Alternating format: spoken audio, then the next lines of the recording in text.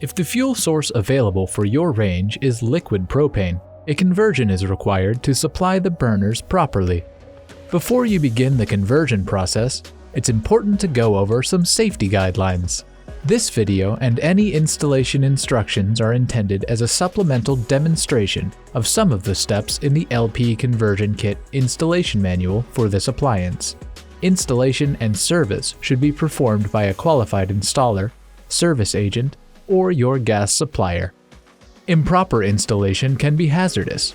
If you smell gas at any time during the installation or operation of this appliance, leave the area and contact your gas supplier from a safe distance for further instructions. Reference any installation documentation for more safety guidance. Let's cover what you'll need to get started. You'll find the conversion kit and instructions in the oven cavity as you unpack your range. Please refer to this document for technical details. You'll also need a few tools to properly complete the conversion. More optional tools may be listed in the installation manual. At this point in the installation process, the gas line should be connected and checked for leaks.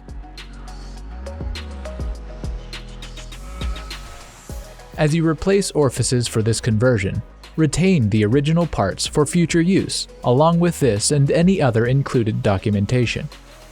You can refer to this instructions document for part sizing and positioning. First, close the gas line and unplug the range, if it is not disconnected already. Locate the pressure regulator on the rear of the range. Turn the spud counterclockwise and remove the spud and the plastic cap.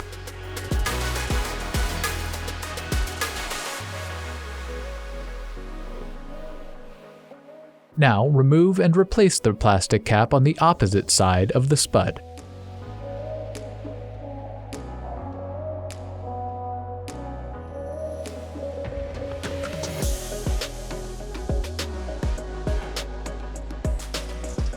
Reinstall the spud so the LP gas end is exposed. Finger tighten the spud. Do not over-tighten. Before continuing, make sure the pressure regulator shutoff lever is in the open position. The shutoff lever can be difficult to see, so you may need to remove the rear service panel for access, which will require removing 2 Phillips head screws. Now replace the cooktop orifices using a nut driver or wrench to remove the orifices from the burners.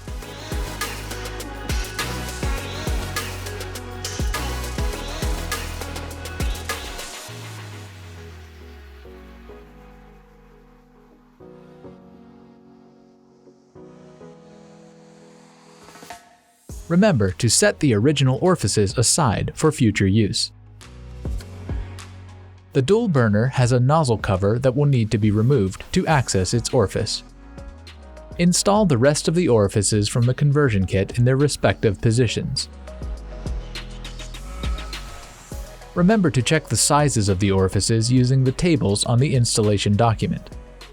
Mismatched parts can result in poor cooking results, damage, or personal injury. Now we need to replace the orifices in the oven.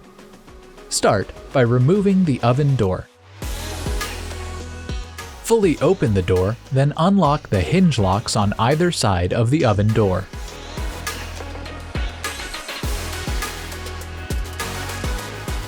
Lift the door to about 5 degrees from closed.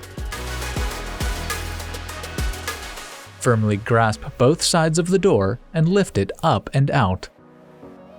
Now, carefully place the door in a safe location. For easier access, remove all oven racks as well. Remove both screws from the back of the cavity floor.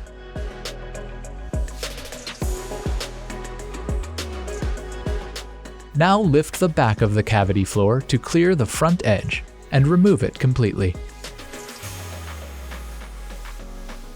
Remove the screws from the front of the bake spreader bracket, if necessary, and remove it.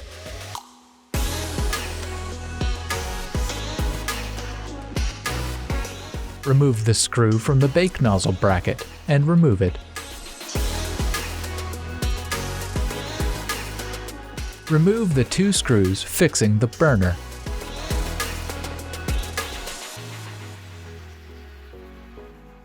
Push the burner to the side and replace the orifice with the appropriately sized one from the conversion kit.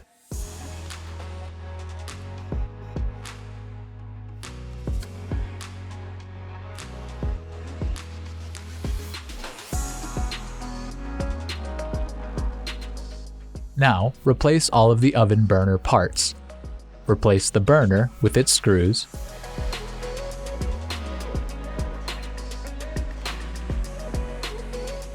Replace the bake nozzle bracket.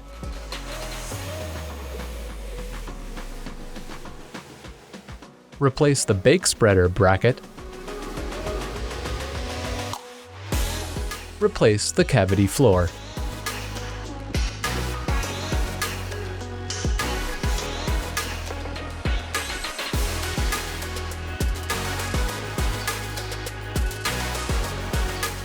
Finally, we will convert the broiler orifice.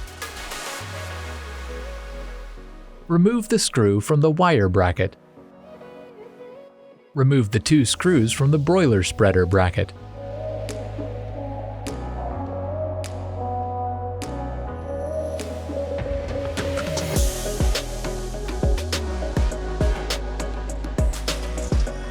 While supporting the burner with one hand, remove the screws supporting it in the rear and front of the oven.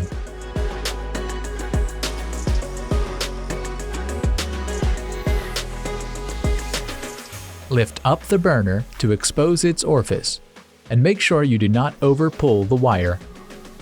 Remove the orifice and install the appropriate one from the conversion kit.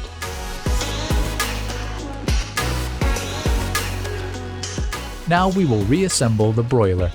Position the end of the burner over the orifice and secure it in place with the front screw.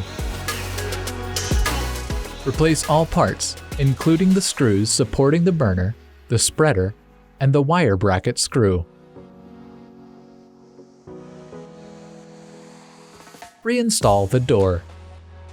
Place the door hinges in their slots, then open the door and lock its hinges in place.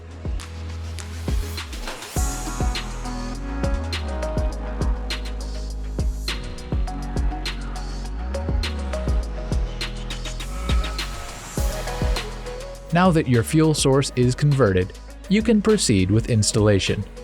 Keep in mind that it may be necessary to adjust airflow for the bake and broil burners or simmer settings on the cooktop.